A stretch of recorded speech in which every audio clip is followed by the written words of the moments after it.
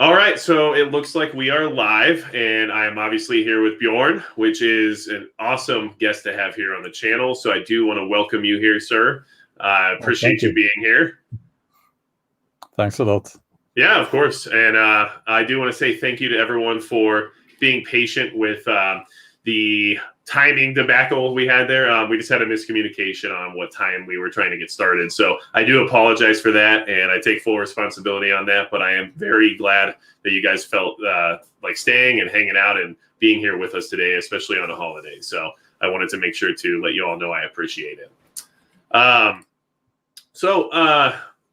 Bjorn is obviously here to discuss a lot of different topics related to preparedness, especially when it comes to things like individualism and self-sufficiency and eliminating reliance on, the government and other bodies of authority that we obviously don't want to have to listen to when there's a disaster or an emergency of sorts.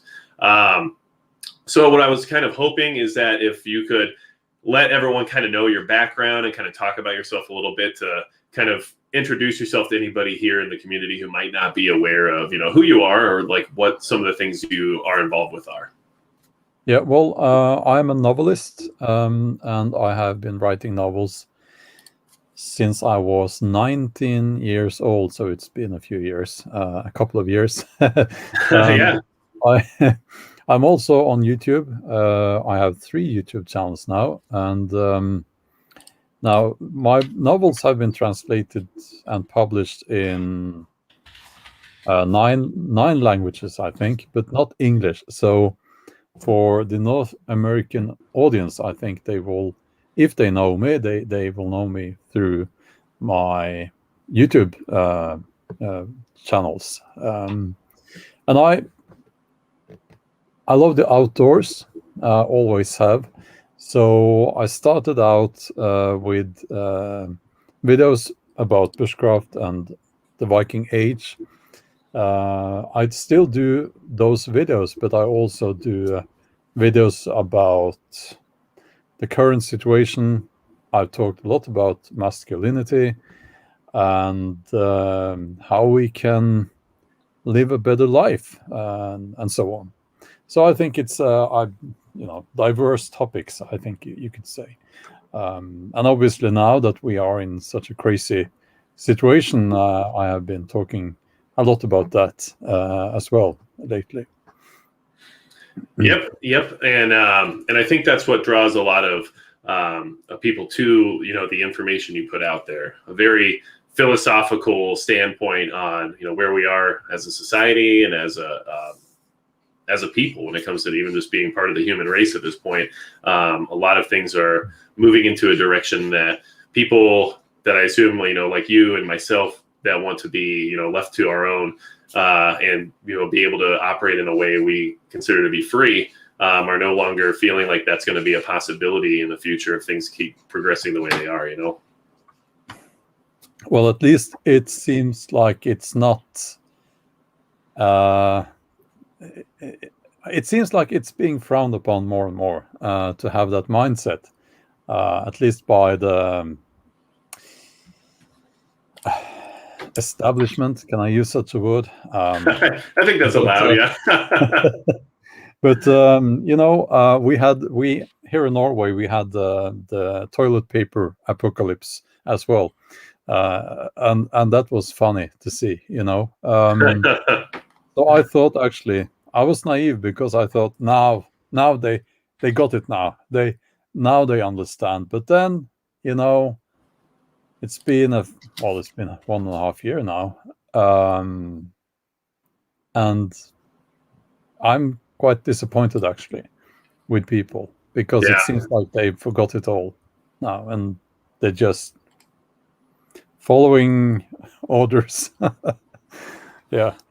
Well, and it's unfortunate because for the best way to say it, I guess, would be that for the average person, they are used to the idea of, following rules and trying to be what many would say is law abiding and, be a good person.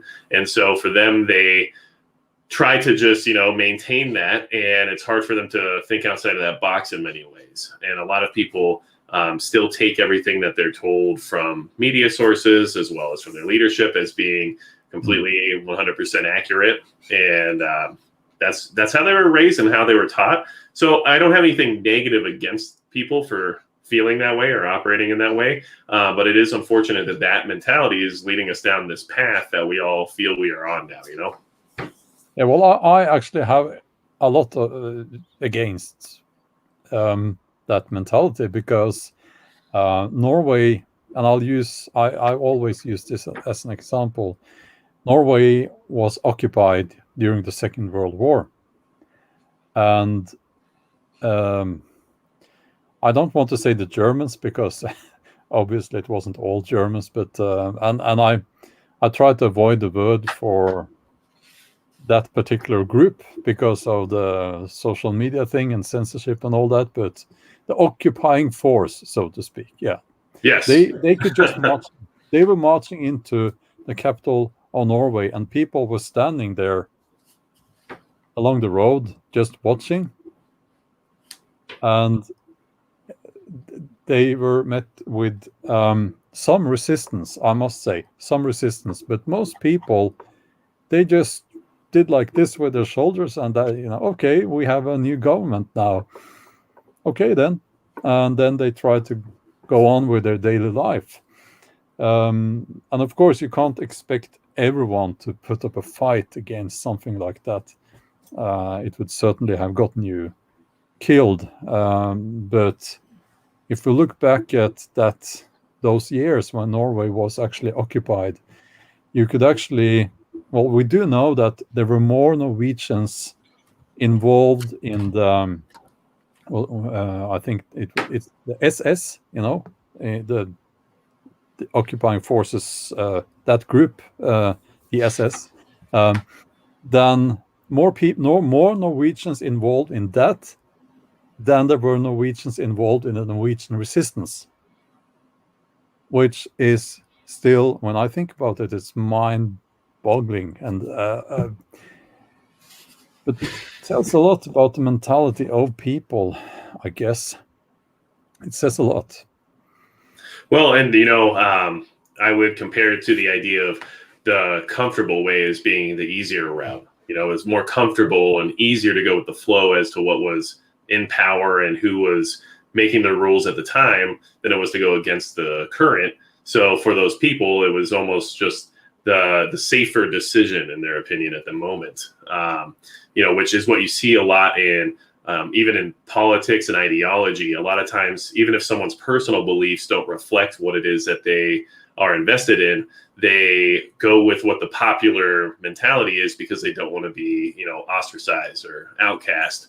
And especially when you're talking about like a foreign occupation scenario, then you're talking about, the idea of losing your life over your stance. And then for a lot of people, they would have preferred the comfort of staying alive, I guess, Yeah, they were executing people right up until the liberation date. But I must say, right now, I'm sitting by a very old desk that my grandfather used, and it has a few hidden compartments.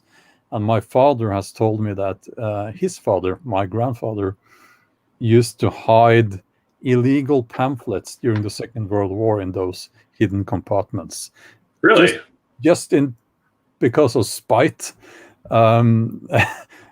because of the censorship that they had back then. You would be punished if you had certain opinions, and I hate to say this. But one must be able to see some similarities to this situation. I mean, there are certain words I can't use in this now that we are talking. Right. So I mean, it is the same, It is. It's often been compared to modern day book burning for obvious reasons. And especially somebody who's a writer and an author, I think you understand the importance of why that's such a history lesson we all need to remember and be aware of. Absolutely. And for anybody who is interested in, you know, what other kind of topics and other philosophies that Bjorn has to offer, make sure you check out his channel, which I did put in the chat, but he also has a website, which I can throw in there for you as well, where you can get more information. But one of the reasons that I wanted you to come on here and talk to everybody is because of a different point of view. I think that it's very important for everyone to have different perspectives brought to the table, so that way we can remain open-minded and have maybe new ideas come out of conversation that we might not have otherwise had. And I feel that a lot of people are very unwilling to go outside of their comfort zone, which at the end of the day, especially when we're talking about like preparedness and survival, you know, improvisation is a lot of times how you get through a struggle or a challenge. You don't always get to follow the exact plan, you know? And if you're not willing to step outside of that comfort zone, then it's hard to improvise when that time comes. So I thought, you know, having a conversation with you and having your philosophies here for everybody to listen to, and then also that different point of view from your background, as well as being in a different country and having, you know, a different experience with this whole situation we've dealt with for the last year would be valuable, you know? And I know that one of the questions I had in the chat earlier when I was talking to some of the community here was, what, at least in your opinion, or from what you can tell, what do you see difference-wise in comparison to what's been happening on the ground in Norway compared to what's been happening here in the United States, especially in regards to things like lockdowns and similar effects like that? Well, I think that the lockdowns and the rules and regulations that we have had here, they have not been as draconian as in some of the states over in the USA, but they have been, you know, it's been similar, but also there's an attitude here that might surprise some people, because we are viewed as just another European state, but our government, they actually said in public to the press that we have been considering a curfew, but we can't have a curfew in Norway because that wouldn't, you know, I can't remember the wording exactly, but they pretty much said that Norwegians would never accept that. So that made me a little bit proud, because it tells something about it tells you something about the mentality that we have here.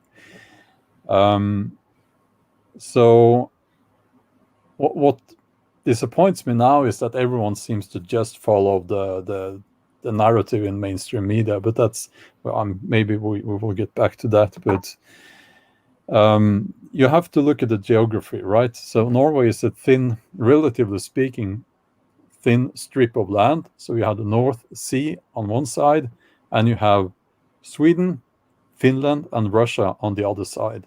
And it's wilderness, it's woodland. So if you're thinking about, like, you know, let's say you have a proper SHTF scenario, you could actually vanish, right?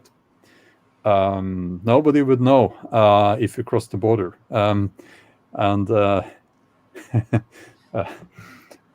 Don't ask me how I know that, but that's it. You know, they can't guard the border. It's the entire border. That's impossible. Yes. Now, when you compare that to a big continent and like North America, and if you live right in the middle there, you don't have sea, right? So you can't hop on a boat and cross the ocean. You are surrounded by your state, and that kind of makes a big difference, I would say. But then again, you know, I'm not saying that everyone can just, in Norway, they are just prepared to go out and live in the wild and hunt and fish and so on, because most people are not, and it would be very, very difficult to do that. But there's a difference there. There's a difference, and also we we do have the sea. We can get to other places. It's physically possible. Again, if they wanted to guard the coast, they could do that, I guess. So there are lots of considerations here, but also I guess maybe I could say that we have more options here, maybe. But then again, I have only been to New York and Los Angeles and north of Los Angeles. I've never been to the interior of your country. So That is I understand that's very different. Very, very different compared to some places. That's definitely true. Yeah. I've never been to New York myself, actually, but I have been to LA, and it's not a great representation of the rest of the country. You had a special scent. Let's just say that. Well, I think you brought up a good point, and having access to disappear into the woodlands or leave the country that you're currently in, conditions or whatever might be happening, or even being able to access the sea, whether or not it be for transportation or for even sustenance like fishing and whatnot, that does give you a lot of options. And so because we're talking about that, and you kind of explained where the location of Norway is in comparison to Finland, Sweden, and Russia. What are the differences between, let's say, Norway and the continental Europe, where I think a lot of people lump Europe into one big country, basically. Yeah. I know it's a continent, but a lot of people think of Europe as just being one thing. But there are a lot of differences when you talk Eastern, Western, when you talk about places like Norway. What would be the big differences between people's thought process between Norway and, the contiguous countries of Europe? Well, Norwegians are called mountain apes by the Danes. Okay. And there, I could sail to Denmark from where I am now in a day and a night, so it's not very far. But still, we are separated by sea from continental Europe. And we also have a lot more wilderness. I mean, a lot more wilderness than Western continental Europe. So when I go there, it's like I feel claustrophobic because there are people everywhere, and I'm not used to that at all. So that's a big difference. And I know people, I have friends who live in continental Europe, and lots of them, they want to move to Scandinavia because of the wilderness, because of the nature, because they don't really have that where they are. That's different in Eastern Europe, by the way. They have a lot more wilderness there normally in most of those countries. But they have other issues, I would say. Right. So interestingly enough, you see, I would say, some of the same attitude in the UK. I mean, they didn't want to be part of the EU anymore. So there's an independence there. There's something there that you might see, I guess, in some parts of Scandinavia. And again, it's like I don't feel part of Europe in that sense. I'm Norwegian, I'm not European. I know there are certainly some Norwegians who would say, oh, well, I'm European. But I'm not. I really I do not view myself as European. No, I'm Norwegian. So, and it's not a very uncommon attitude to have here in Norway.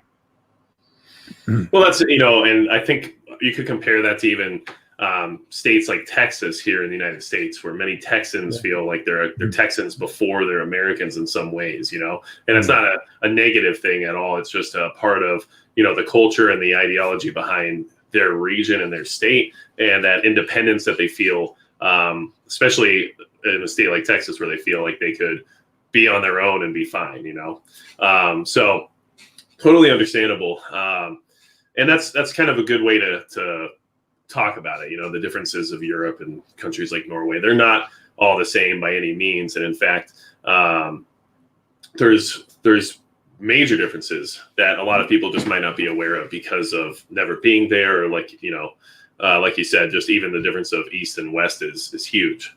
And you don't see that as much here in the United States, although Eastern United States is definitely a different place than Western. But at the end of the day, most people still have a lot of similarities and a lot of that same mentality just from being American, I would say. So, so let's see. I did have a couple of things I wanted to bring up. So someone in the chat earlier, and I believe it was Moses. I can't remember the exact name here, but it was good because Moses Davis. Okay. And it's something I wanted to bring up anyway. So it kind of worked out. But basically what he was asking about is like the state of Australia and like how they have kind of jumped the shark. They are at a point now of no return in some ways, in the sense of where they have allowed their government's power to grow to.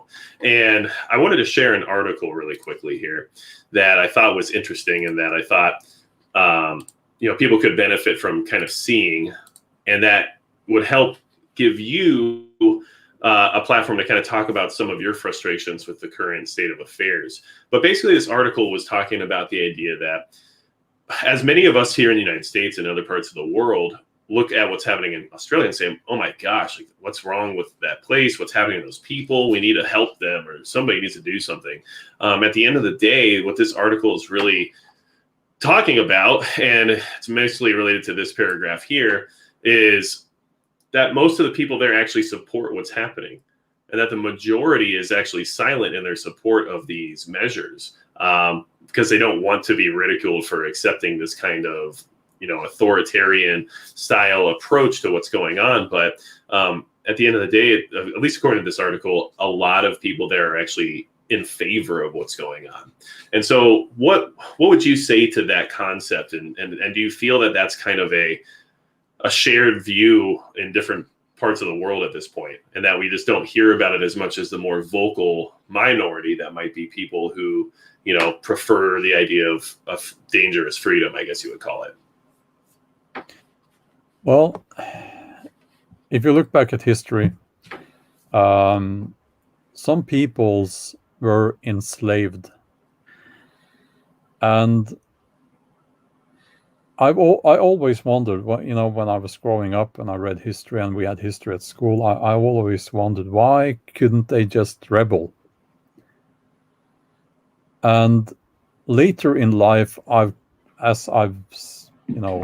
worked as a therapist and so on, and I've started to understand that some people, they just want things to be the same as before, and they will actually do whatever they can to maintain what they know.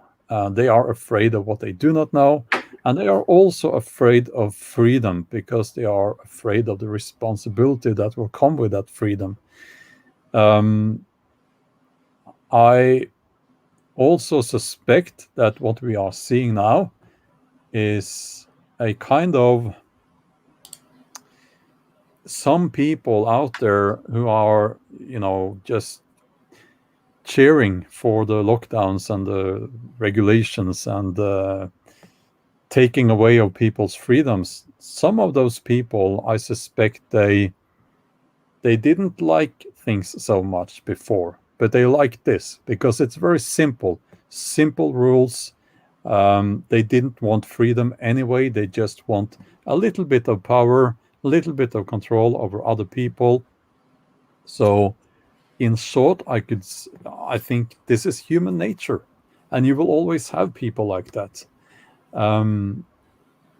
You will have them in your country, in my country, and I really don't know how to explain it any better. I don't have all the answers either, but I think this is something that we will always see when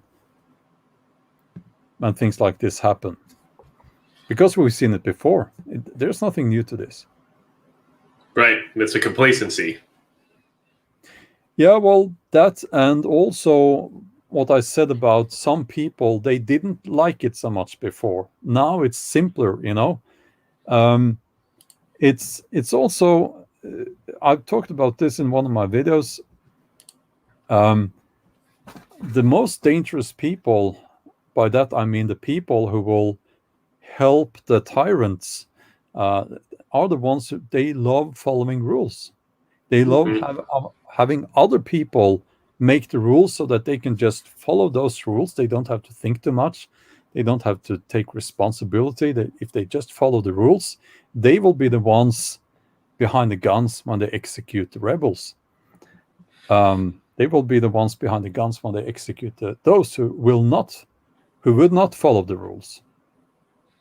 And that's definitely a concern, just because I think we've seen that in different points in time through history. We've also seen it now, where the people who feel righteous in their decisions because they have the backing of the government or whoever else might be in charge. You know, when you have that, the best way people say it now, right? Of course, is the meme of Karen, right? But the Karens out there, the reason they get so upset and so worked up and are so willing to be vocal and have an attitude about things they disagree with is because generally they have the backing of whatever rules or restrictions are in place that are being broken at the time. So it's very similar to what causes road rage often. Some people would allow someone just to pass by them and change lanes without turning their blinker on and not worry about it because it doesn't affect them directly. But some people feel the need to make sure that person knew that if they would have turned on their blinker, they wouldn't have had to interact with them in a negative way after. And I feel like that is what we're seeing a lot of, especially nowadays in society, is people, they crave that idea of being right and having someone else backing up the fact that they are, and then using that as a reason for why they can act in a way that they're acting, you know? There is also a bit of virtue signaling going into this. And at this point, I'll try to avoid the words, but this thing has almost become a religion. And I think some people, they think it's virtuous to suffer. And that's something we have also seen up through history. Yes. Well, yeah, human nature, I guess. Yeah. And I do want to say, Ilia, thank you so much for the super chat. I appreciate it. And, you know, any support you guys give here is greatly appreciated, but also not necessary. So I always say this in live streams, but if you guys are behind on preps or there's things that you could work on to better yourselves in the sense of preparedness, make sure you always prioritize that before sending money over here, just because, you know, that's what we're all here for, is to be better prepared. And I'd always rather you take care of yourself first. So I just want to mention that. But thank you for that. I do appreciate it. And so, you know, something else that I just wanted to touch real quick on that in that article, and some of the concept behind why so many people are so willing to conform to some of this, is that, like you said, some people didn't enjoy what they had before. Some people didn't like where they were in life or didn't like their place, basically. And what was nice for them is suddenly they found a different direction to be in the sense of, oh, well, now I can work from home. No, now I can just work with my laptop and, you know, do what I want to, wear my pajamas or whatever it might be. Or now I have stimulus money or unemployment or things that I didn't have before that allow me to not worry about getting out and working. And now I can, you know, spend more time with my family or whatever it might be. So the incentives for a lot of people were actually worth, in their opinion, giving up the rest of what they had before. And obviously there's always incentive anytime something negative tries to take over in a situation. I think that could be another comparison to the situation with the foreign occupying force that Norway had, you know, so many years ago at this point. Yeah, I must admit, I work from home and often not fully dressed. I have been for many years, you know, as a novelist, but I do work, I must say. Oh, I'm sure you do. I can tell by even just the quality of your video content that a lot of work goes into it. because my content could be much higher quality, and it's still a lot of work for me. But maybe it's just because I'm not good at it. So no, I thought it was very funny when people had to work from home, because I couldn't understand why they were complaining. That's perfect, right? I've done that for years. So, but it's not perfect for everyone, because some people get lonely and so yeah, but people are different, I guess. well, and I think you see that a lot in things like the service industry now, where they can't hire people back. They can't get enough employees back because the discovery of working from home, or accepting stimulus money and stuff like that, and not having to actually go into a job and work for it, has kind of made some people feel that maybe they prefer that lifestyle, which in my opinion was a big part of the strategy of winning people's minds over, in the sense of allowing and moving forward with what's happening. It's always easier to pay somebody off when it comes to what they care about. Yeah, well, that stimulus money thing is a bit of a problem, and the way I see it. Well, of course, there are people who, because of illness and so on, they should absolutely have that.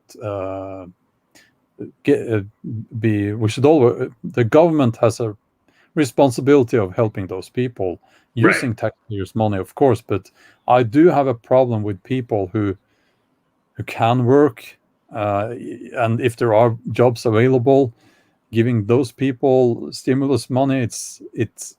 I do not support that at all. So no. Yeah, I know 100%. And it is difficult because, like you said, there is a time and a place where people do need the assistance, and that is the responsibility of government to take care of their people, of course. But at the same time, like you said, there's a lot of abuse, and it's what it is. The system's been taken advantage of for many, many years, but now it was handed to you rather than forcing you to work for it. Yeah, and I'll tell you one thing. If you have people on stimulus money, and you have also a lot of people employed by the state in governmental jobs, so not governmental jobs, but they are employed by the state. Norway has a lot of people employed by the state. It's like it must be on number one in the world. I don't know if it's number one, but it's right up there. What other people have said about that is that it makes the population vote for those politicians who promise to keep the state very big, right? Mm-hmm. Because you don't want to vote for a politician who will cost you your job, right?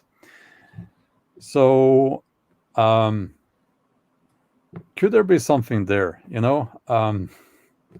You have your newly selected president, and the Democrats, they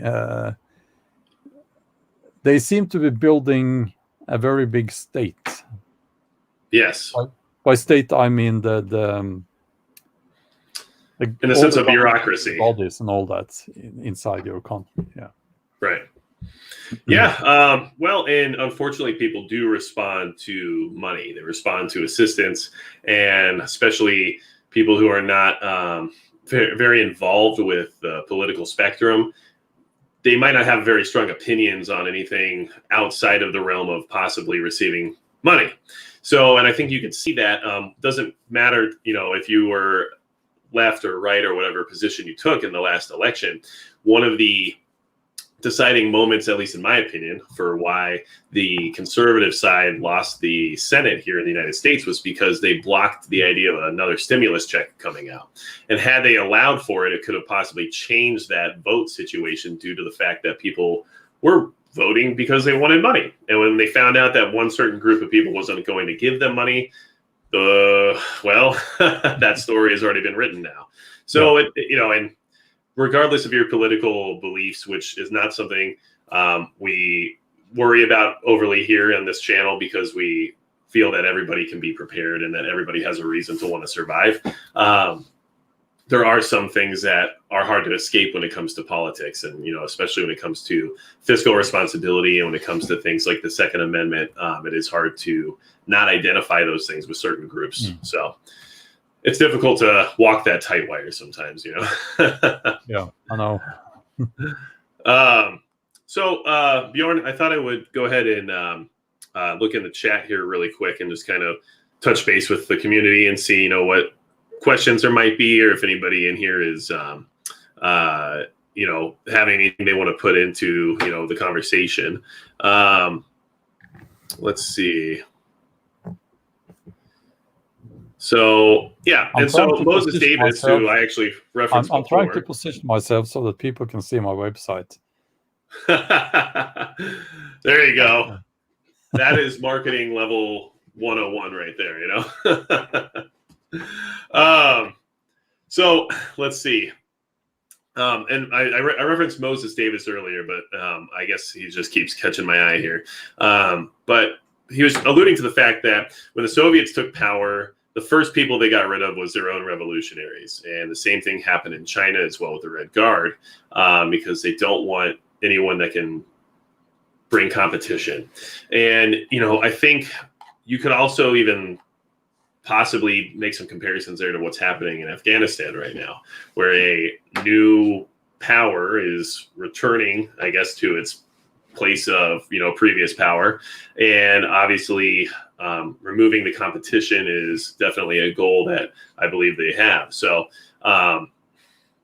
what keeps a country, especially here in the Western world, in the United States or in countries like Norway, what keeps us from seeing that kind of approach at this point? Or should we expect to see it again at some point in our lifetime?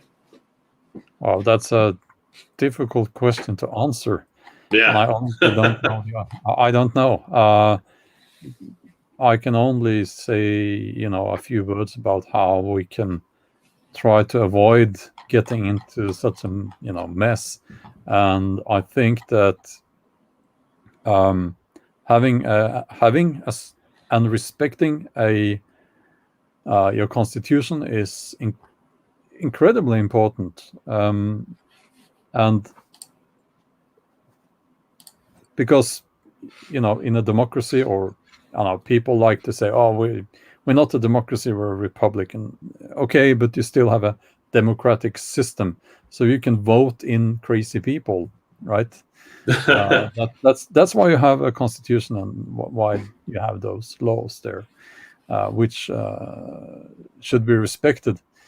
And I'll try to frame this in a way so that it will be not the ban hammer, the censorship hammer wants. Not problematic, yeah. There are two principles that you need to have in place in order to not so easily get into that mess, and that's freedom of expression, and also you mentioned the Second Amendment. I think it's still legal to say that. That's currently some way of protecting yourself and what you own. Now, your Second Amendment is much stronger than the similar principle here in Norway, which is a shame, which is not so good for us maybe here in Norway, but we do have a very strong, maybe stronger than yours. The freedom of expression is very much defended here in Norway, actually, which is different from in many other European states. And as a novelist, I've been keeping an eye on that, because if they took away that, or even started to take away some bits of it, I would be in trouble. So yeah, those two principles are immensely important. Yeah. No, and I think that's a good answer, because you're right. Once you lose access to the freedom of speech or the freedom to communicate and the ability to defend yourself or to protect those freedoms. And of course, it's easy for them to erode. And since we're talking about it and we're on the subject, so I guess I'm sure the chat would be interested, because I know there's a lot of pro Second Amendment types here in the chat. That's what we'll call them anyway. Non-marauders, all right? But I'm sure that there's some interest, at least, in understanding, what types of firearms laws are there in Norway, and like what are you allowed to, do or have in the sense of that? I mean, because it's a curious thing that a lot of people are never really 100% sure on, Yeah, well, I do not know so much about firearms, I must admit. So, but I'll tell you what I do know. And if you have a hunting license, you can keep hunting weapons like a shotgun, rifles in your house, in a obviously in a cabinet, like gun cabinet. Okay. You can also have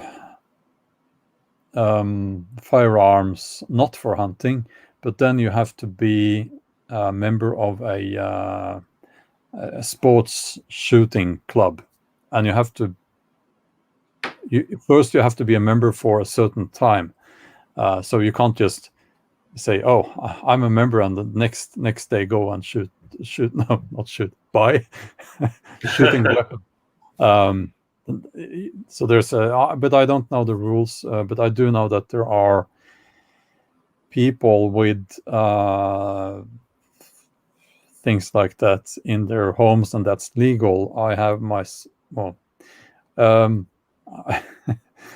so I've been given the opportunity to test out some sticks that said boom. Maybe I shouldn't have, because I was not qualified. I don't know that. I know nothing about this. That was just a slip of the tongue many years ago. We're moving on. It was actually in one of your books, I'm pretty sure, a fiction. Oh yeah. Yeah. Yeah. No, and that's interesting, because everywhere has its own regulations, but it's also a common thought process for especially Americans to feel that there aren't many other countries that are able to access firearms in a way that we can. So it is good to know that there are still other countries out there where this is a possibility, and I think that's important, like you said, for being able to protect yourselves if that time ever comes. I did see in the chat, Laura L mentioned that you actually use bows and axes, so that you're good to go. Yes. and I'm sure you have a lot of knowledge on those, as if many of you aren't aware in the chat, Bjorn is very much into like bushcraft, and has a lot of great video content about weaponry used from times past. Yeah, they are very effective, and some people, they think that a bow is a toy, and I guess we can just let them think that, but it's not so. Yeah, well. Well, and I think that one thing that we could touch on, especially based on talking about bushcraft and stuff like that, and definitely an area of expertise that I would say you have. How important is it for preparedness for people to have some of those skills, for people to have the ability to survive in the bush without maybe modern technology or tools? Like similar to the idea, some people say they're going camping, but what they're talking about is dragging a travel trailer behind them and hooking up to electricity and water when they get where they're going. But that's not exactly what it is that you do. Well, going camping here, well, we have people who go camping like that here as well, of course. But now, I think that having the opportunity to survive and somewhat thrive in a wilderness setting is immensely important, because at least if you live in a rural area, that could happen. It could happen that you have to do that. Now, what if your car breaks down? What if your car breaks down in the middle of nowhere, up in the mountains? Well, you could call for someone, I guess, but what if your mobile phone isn't working and so on? It's also something that will make you feel more confident. Again, it's about having options. So if you know that you can actually walk for, in miles, that's 20 miles. Yeah, you can, in a day, you can walk for 20 miles in a day with a backpack during the winter. If you've done that before a few times, you're so much more confident. And also, if you spend some nights outside in a tent, for instance, or just, by the campfire on your own, if you've done that before, again, it builds your confidence and it gives you more options. Now, I'm not saying that we should, whenever there is a sense of something bad happens, we should drop everything and run for the hills and live like wild men out there. But having that option is wise. And if we look outside of this very safe part of the world, like your country, my country, it's still, very safe, civilized, so on and so on. If you look outside of our little part of the world, you see a lot of people, they just have to drop everything, or they take some belongings in a plastic bag and they start walking. That's the reality for lots of people. We have that reality in Afghanistan now. Lots of people, they are trying to get out, and they are just walking out of that place. That's their only option. They are desperate. So having some wilderness skills, having some navigation skills, fire making skills, and also having a certain dirt time under your belt is wise, if you ask me. No, and that makes a lot of sense. And I think a lot of people underestimate the possibility of suddenly becoming a refugee. As much as we preach the idea of bucking in, and as much as we know that being where your supplies are and your resources are is the best option most of the time, that doesn't mean there won't be a point in time or a situation that arises where you might not have to hit the dirt. And when you talk about something like dirt time, can I just interrupt you there? Because for me, for my family, it's not so unlikely, okay? Because I live quite close to the border to Sweden. Sweden did not have the draconian lockdowns, anything like that. So if things got really bad here, who knows? Maybe they wouldn't find me here. Maybe they wouldn't find our family here. Maybe we would not be out on the road. Maybe we would just, I don't know. Maybe we would cross the border and nobody would know. I'm just saying that for more people than we know, maybe, that's actually not so far-fetched. So, but again, I would try to avoid it, but I would rather do that than to be locked in my home. So, yeah, just wanted to mention that. No, I mean, and that makes sense. I mean, there could be a situation, like you said, where things get so bad where you are that it's not worth staying there, even if you have the ability to. So that, like you said, confidence of having those skills and knowing that if you had to literally walk down the road and survive in the outdoor environment for a period of time, you could do it. And that is, that's why I would say that bushcraft and having those survival skills is still important to preparedness, no matter how much you put aside, no matter how much you stockpile in the sense of preps or food or anything like that. All that's great, and I suggest doing it. but then there could be a moment in time where you have to leave it all behind. Yeah, exactly. Yeah. So let's see. Trying to see a bunch of chats coming through here. And I do want to say thank you to the super chats that came in. I saw one for a super sticker. I appreciate it. And Destiny Troll, I saw if 100 of us donate to Magic Prepper, he might be able to buy a whole 2x4 from Home Depot. Yes, lumber is very expensive. You're definitely on it on that one. I saw, let's see, Vegan Prepper had a question. I'm trying to pull that up here right now. And let's see. I had a personal question for you, Bjorn, which is not preparedness related at all, but still interesting. Do you like the band Volbeat from Denmark? The band, which one? Volbeat.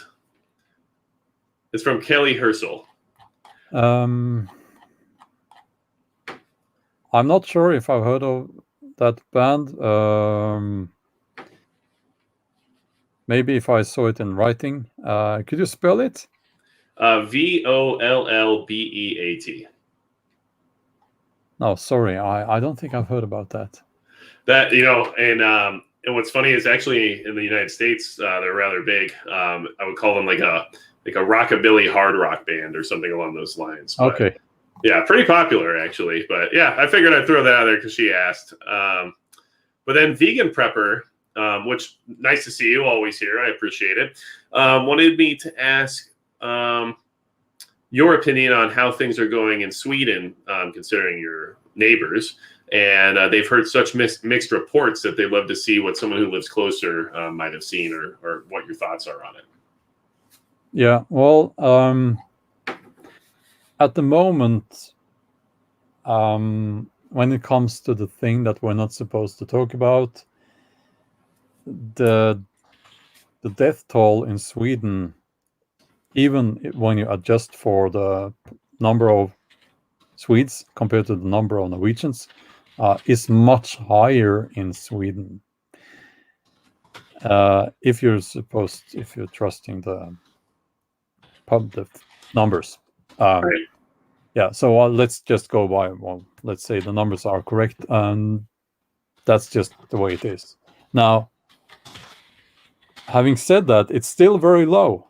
It's still very low, and Sweden is not doing very bad on that compared to other countries that had much harder lockdowns. So there's no conclusion to be drawn there, I think. But Sweden also, they maintain their freedom, which is, if you ask me, very important. So if I would rather have been in Sweden through this than in Norway. Much more. I would love to be in Sweden now. But yeah, I live close to the border.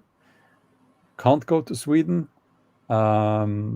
We always went to Sweden. We went sailing. If I go sailing for 3 hours, I'll be in Sweden.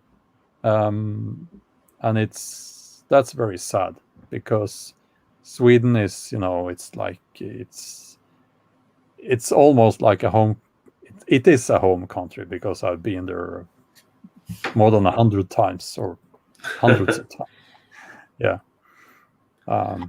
So, okay. Well, no, and that's good. And it's every country and especially like in the United States, every state has taken a different approach to how they've dealt with all this stuff that's going on. And,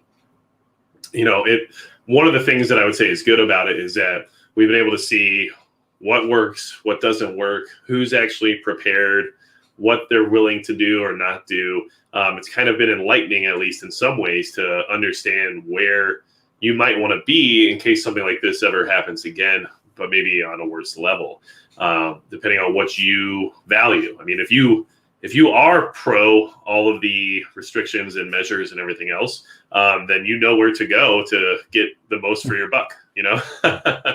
But if you prefer being left alone and hopefully not having to deal with some of these different situations, then you also have other options now too. And I know in the United States, a lot of people left different states like New York, California. Many of those states actually had a huge loss in population over the past year as people relocated to where they could still earn a living or where they could still go outside, just basic necessities. Yeah. So let's see here. I've got a couple more things, and we're almost at an hour. So I do want to thank everybody for being here, and just want to say thank you so much. And as long as you're willing to hang out for a little bit longer, Bjorn, we can keep going if you'd like. Sure. Yeah. But I do want to say that I appreciate everybody being here because it's always great to have good conversation, different points of view, and it's been awesome looking in the chat and kind of getting some ideas about what people are wondering about or trying to find out about. So I just like to thank everybody every so often. So let's see. I did have another couple of questions. And yes, I do want to mention, I was responding to Carl Gustav in the chat, but if you guys ever contact me directly, and I'm sure, Bjorn, you can attest to this, but when you're someone who runs on a platform like we do, you get countless emails and messages and spam, like crazy amounts of spam. And it's hard to keep track of everything sometimes. And I do lose messages at times just because of how buried they become within my inbox. So if I don't get back to you within a reasonable amount of time, you can always send me another message. But it's just difficult at times to keep track of every single communication that comes through because, at least for my situation, it's just me. I'm doing the best I can. I luckily have a wife who helps out sometimes, says, hey, did you see that message? And oh, yeah. But we don't have a team or anything like that, so it can be difficult. So I do apologize if I miss anybody's communications. All right. And Bjorn, I'm sure with your novels and your writing and everything else that you're involved in, I'm sure you have a crazy amount of communication. Yeah, I'm considering not opening any email inbox anymore and just leave it. I mean, it's like no, I know I have to, but there's a lot of emails there. It can be overwhelming at times. So when it comes to, obviously we're here on this channel, it's mostly about preparedness and prepping, and you have a lot of information around that as well as some good philosophical standpoints on different things that happen in the world. But when we're talking about Marauder Mondays, which is what a lot of people like to talk about here, the idea of the marauder is somebody who's not prepared and whose game plan in an emergency is to acquire whatever they need from people like us, right? The people who are prepared or have, equipment or food or whatever it may be. We're just there for them to come take everything from, and it's a mentality that, obviously has been explored in science fiction and in movies and is out there for, in the sense of Hollywood, for people to kind of see as like a concept. But in real life, I feel like there's a really large majority of people who actually feel this way or prepare this way or think of preparedness as just waiting for someone else to do it for them. And I just wanted some of your thoughts on that. Like, how, when you see the general population, do you think that most of the people we're interacting with would fall into that category if push comes to shove? Well, my thinking around that particular problem is that there's a lot of meat on the thighs and the buttocks of a human being, and you can dry and smoke that meat, and you can, good dog food in an emergency. No, I'm just kidding. No, It's a very naive idea, of course, and I think we all understand that. It's like if you've taken the trouble, some people have done this for many years, and then you're supposed to just give it up to whoever. It doesn't work that way, and obviously, most people who are into being prepared, they are also prepared to defend what they have. So it's an unwise strategy to become a marauder. But of course, I'm of the opinion that when it comes to friends and family, I can share what I have with them, of course, but not to someone I don't like or a complete stranger. But then again, what if there is someone there with a baby on her arm crying? And as human beings, some of these situations would be challenging. But I think it's one of those situations, or you have to think on your feet. Is that the expression? Yeah. Yeah. And we don't really know how we will react, I think.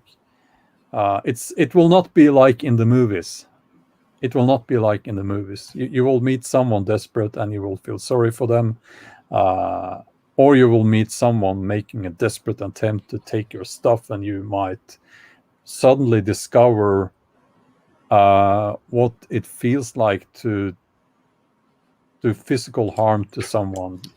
And I think most people have never done that. It's not nice. If you're a decent human being, you won't like that.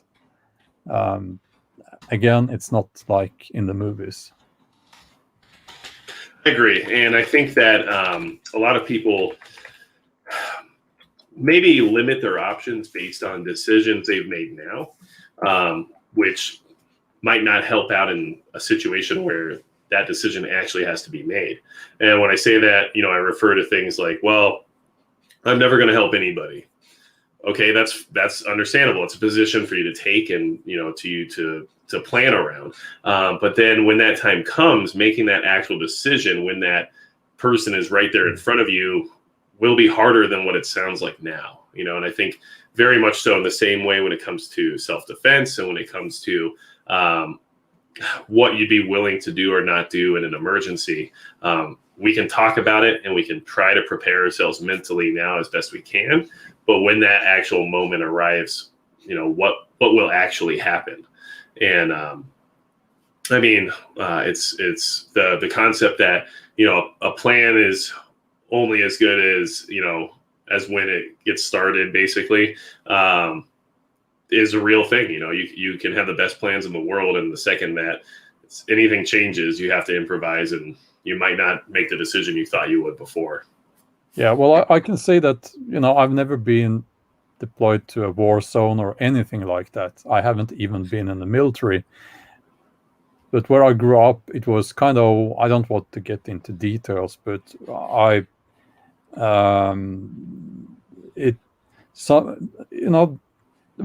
applying violence is not a good thing. It's something that you will not like. It's almost never clean, and sometimes you will feel that this was the greatest thing I've ever done, and other times you will feel that I should never have done this, and you feel bad. So I think the best option is to not be there, is to be foresighted, so that you have the option to be mobile.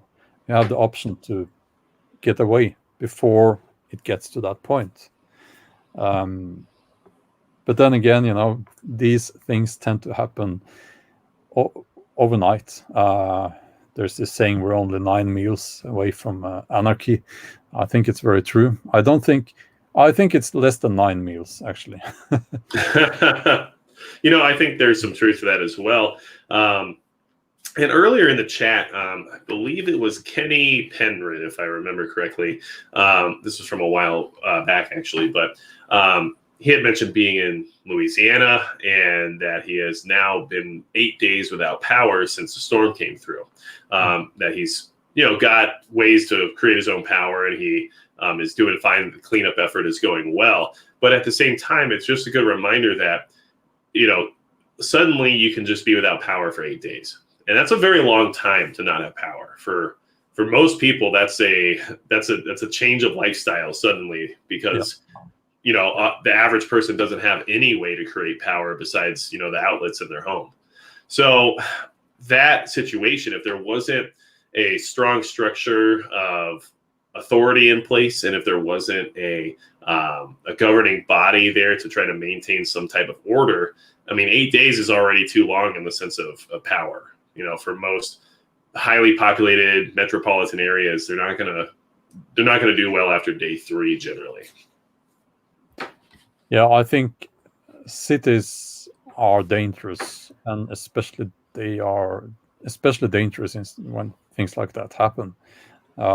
If you are out in the countryside and your house has a fireplace, you won't suffer too much. You will have your food, you will have access to water normally. You should always, when things like that happen, you should always, of course, purify your water. But so you will have your basics there. And I remember a few years ago, the power went out here during a winter night, and it was like 6 hours, I think.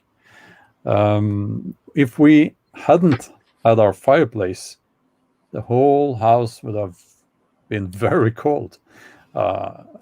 So what I see now is that because of the environment, as they say, the new houses they're building, normally they don't have a fireplace. To me, that's just madness. So yeah, not many alternative forms of heat being put into homes these days. No. Yeah, Makes it big. Yeah.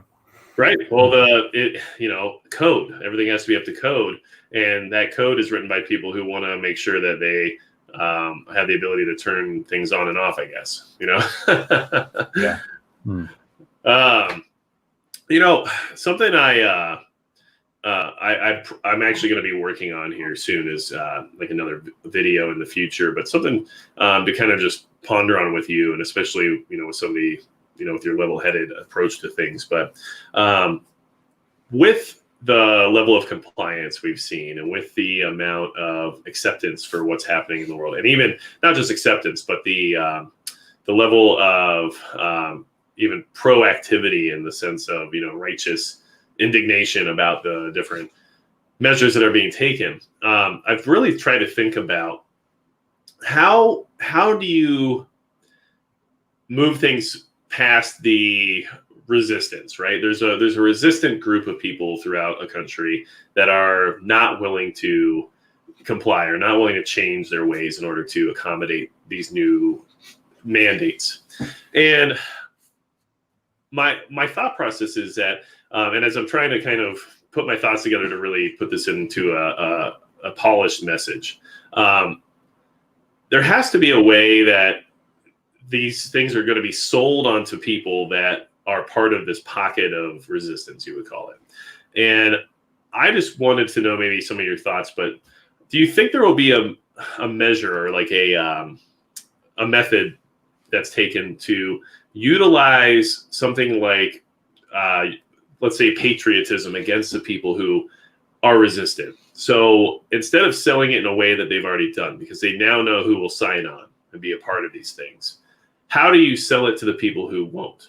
And my thought process is that you have to utilize something they're passionate about and that they have already shown a, let's say, affiliation with, that they're willing to sacrifice for. So for many people that are obviously more maybe conservative, you would say, especially in the United States, patriotism is a very, very strong idea within the community. And is that something that could easily be used against those people in the sense of, when that patriotism is called upon in order to act in a certain way for help, to me that might be the route they would take, because I'm not really sure how else they're going to try to overcome that pocket.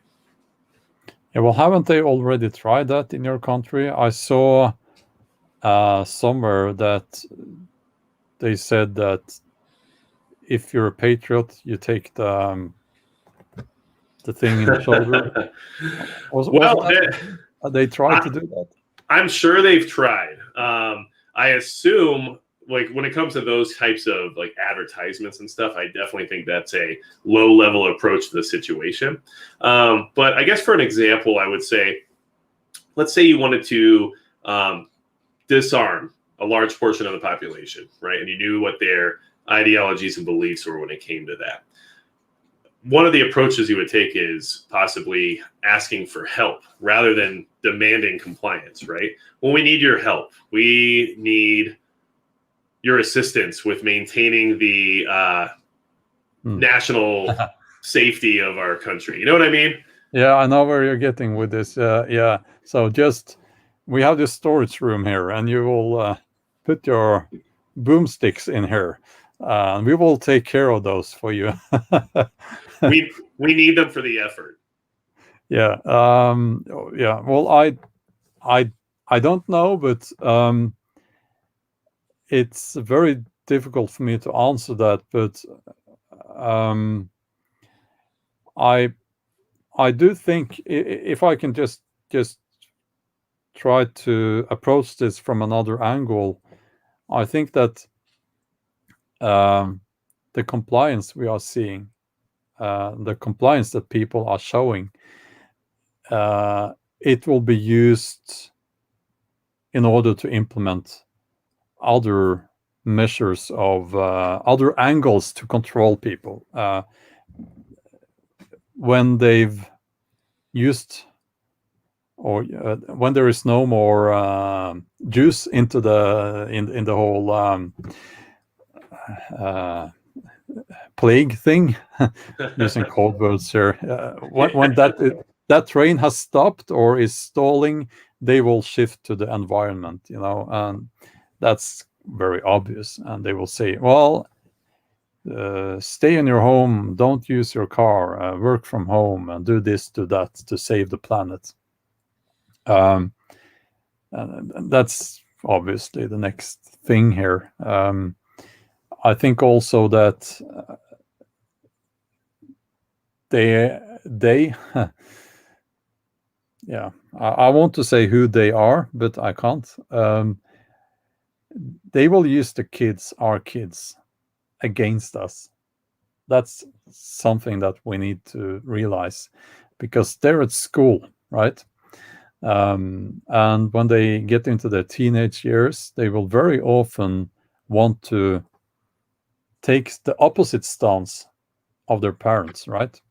Yes. Which is typical. It's kind of a process that you go through as a teenager, and that can be utilized by people who like their power a little bit too much, So I think we're seeing that already. We are. Add into that mix virtue signaling, saving the planet, and all of those things. It's become a religion, and so yeah. But it's a difficult subject to tackle, but it's certainly something that we should keep in mind. I think in your country they will be using the churches. I don't think it will work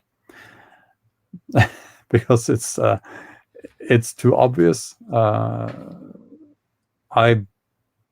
But I don't know. It's difficult for me sitting here to I can only guess, Well, and that, it is speculation in many ways. But it's something I've been trying to rack my brain about. And with somebody, like yourself here to talk to about it, I thought, having that different perspective would be helpful. And it was. And actually, it was interesting because someone in the chat, Candace Colin, actually said, it's the children before you even begin to speak. And then you brought that point up as well, because I think you're right. There's a lot to be said about that, about getting that next generation on board so that there's more pressure for the parents of those children to act in a certain way. And it's the one thing that makes me furious, because and it's, I can lose my head. Because I get so angry. It's the one thing that really, no, I don't. You don't go there. It's that's crossing the line. Yes. And I don't know. Maybe they're, again, speculation here from me. Maybe they're thinking that, well, let's use the children, and some of these people, they will do crazy stuff, and that will make them all look very bad. That's speculation. I don't know if it's planned out like that. I would guess actually it's not, but speculation from me here. No, it's an interesting thought process. Yeah, when you know what will push somebody to that limit, it's a weakness in a way that would be exposed. And if anyone, wants to use any strategy, obviously you would attack the weakness. So, and family is important to people like us. The family unit, it's so important. And if they can break that up, that's, we can't be sitting here giving them, telling them what to do in order to.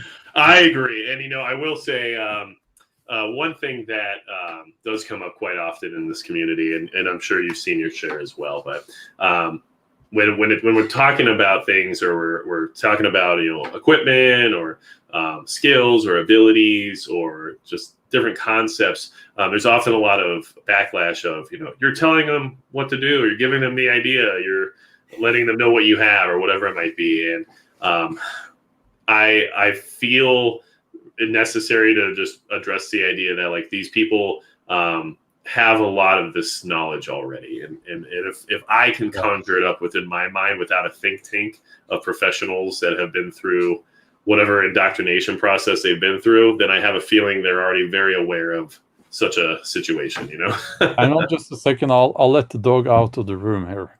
Hang on. Oh, okay, sure. And, just want to verify too, to everybody here, this conversation is, something that I've been looking forward to, because I do feel that having a perspective from somebody in a different part of the world, as well as having the philosophy behind, individualism, is extremely important in preparedness. I mean, most of what we're looking for in our community is individualism, in the sense of being on our own, maintaining our privacy, raising our family in a way that we see fit, without intervention, and acquiring what it is we feel we need in order to be better prepared. And I feel like Bjorn's content, as well as his message that he puts out there, embodies that very well. I think there's a lot of good information that that you put out, that gives people ideas to consider when it comes to, where they are in the sense of being their own person, where they are in the sense of being motivated to improve. And so I was just kind of letting the chat know, like, why I thought it was good to have you here to have this conversation, Yeah, well, I talk a lot about the mental aspect of these things and other things as well. And I think that's where it starts. And it really doesn't matter where you are spiritually. I don't think that matters, actually, because people are different, and they need to be in the right place mentally in order to be able to get through a difficult situation. And if you look at people who are thrown into a proper survival situation, you will see that they have certain things in common. And one of those things is that they really want to live. They really want to live. And, Yep. and that's, it's obvious, right? But we should keep that in mind as well, because that brings us on to another question. Why does it matter? Why does it matter? Why should you want to live? And I'm seeing now is this kind of a nihilist attitude among especially young people. It doesn't matter, they say, if you own something, because, oh, do you pay property tax? Then you don't own that house, do you? And they don't want to start a family. They don't want to prepare for anything because you will lose anyway. You're helpless anyway.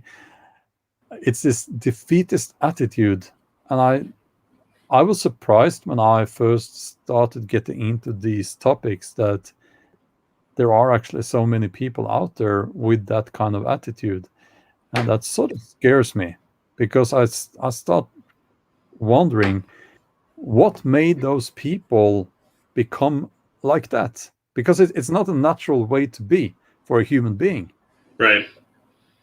All animals, they want to live. They do whatever they can to live, to maintain life. So it worries me. It's counterintuitive. It is. Yeah. And I mean, part of me wants to like take that concept of,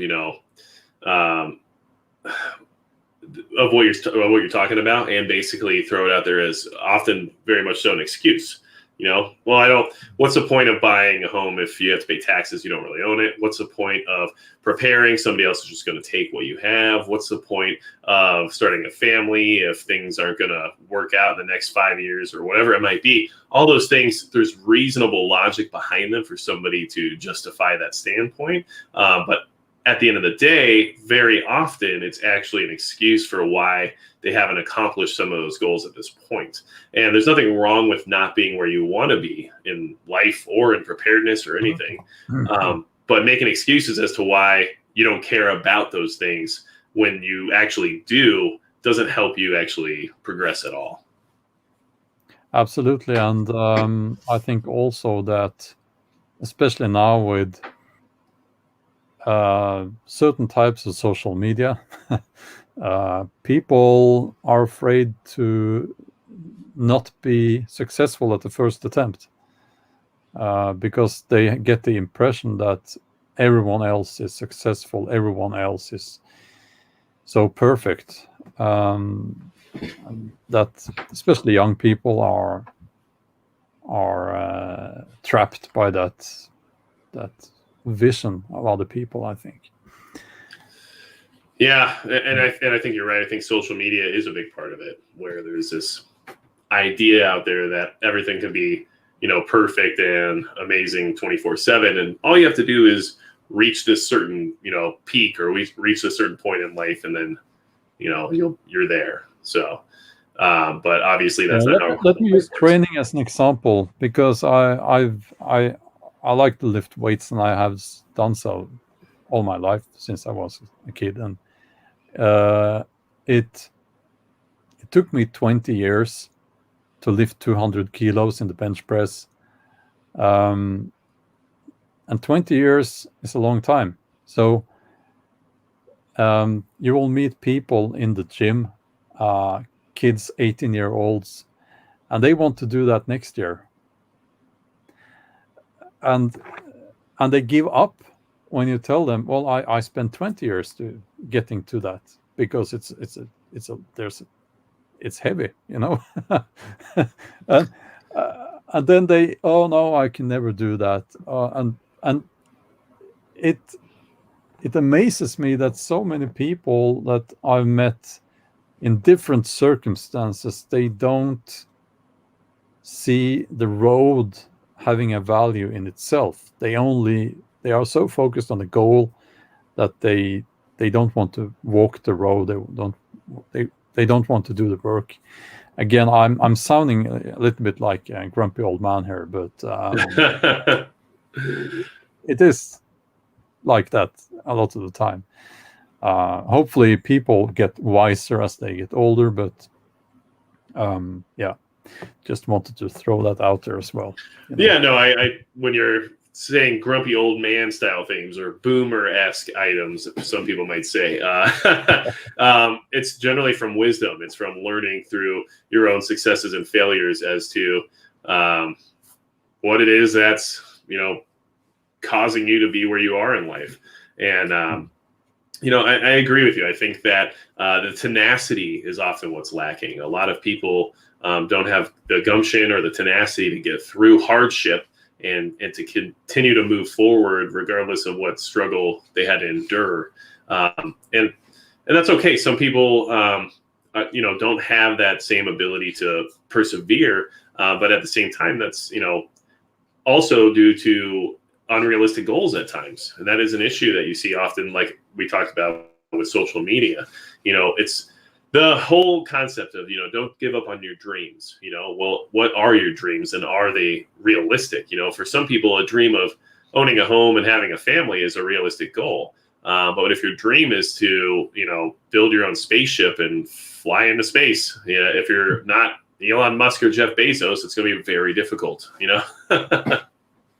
Yeah, but from a prepper standpoint, I think that having that attitude, that mental attitude, that it's okay to be working all the time. Things are hard. Things are difficult. Is a good attitude, and it's very necessary. I was like only me digging up the potatoes. I thought this is kind of hard work, Yeah. And that's nothing. That's nothing. That's just a tiny little detail, minor detail in the whole thing there. So the attitude is very important here if you want to be prepared and self-sufficient, of course. It does take a certain mindset. That's true. And there are definitely days I wake up and I look out my front door and I look at this yard / property that needs to be, manicured and taken care of. And I'm like, okay, maybe not today, but it is what it is. You have to be willing to get out there and do it, or else, it'll overgrow and then you'll be, trapped by your own inability to move forward. So, I do want to say, just so everybody's aware, there is a 30 days of preparedness collaboration going on right now with many of the prepper channels out there in the community. It was organized by Prepper Potpourri, who is another preparedness channel. She's been around a long time, very nice lady. A lot of different creators are involved, including, people you guys know like City Prepping, Urban Prepper. Make sure you guys check that out. There's going to be videos every single day of this month coming out from that collaboration. And actually tonight, my video will be coming out for my first part of the collaboration. And then later this month, I'll have another video coming out for it as well. So I just wanted to mention that and give everyone a heads up on that. Should be an interesting one because it involves what I've seen some of the chat about here about like gaming and entertainment and things like that, not necessarily being a positive situation. Well, some of what this video will be about is actually regarding the necessity of items like entertainment during a bugging in situation, especially with what we saw during lockdown. Yeah, books. Yeah. I like books. Books are good. Yeah. I have a feeling you like books, and obviously everything's different depending on your situation. If you have children, the necessity of that entertainment is a lot higher than it might be if it's just you, because maintaining that level of comfort for your family can be very important in a disaster. Yeah, well, you should always have some board games in case the power goes out, and then you can play the board games with your kids, and everyone gets mad at each other. So that's always fun. Yeah, it is, and that will be in the video. So, but so we're at an hour and a half, and I try to wrap these things up within a decent amount of time because I don't want to, have a 24/7 marathon going because I'll do that. I talk way too much, and it's an issue. You can ask my wife. But I do want to say, thank you to everyone in the chat. And thank you so much, Bjorn, for coming here and having a conversation with us. It was a pleasure. Thank you for inviting me. Yeah, no, of course. I really enjoy the message you put out. I really do. So I was really excited to be able to have you share some of that message with the community here.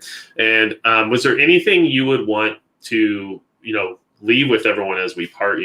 Any final words you might want everyone to consider before we end things here? Yeah, well, I would say that everyone should give this video a like. It helps in the algorithm and all that. So, and if there are people here who don't subscribe to Magic Prepper already, they should do that.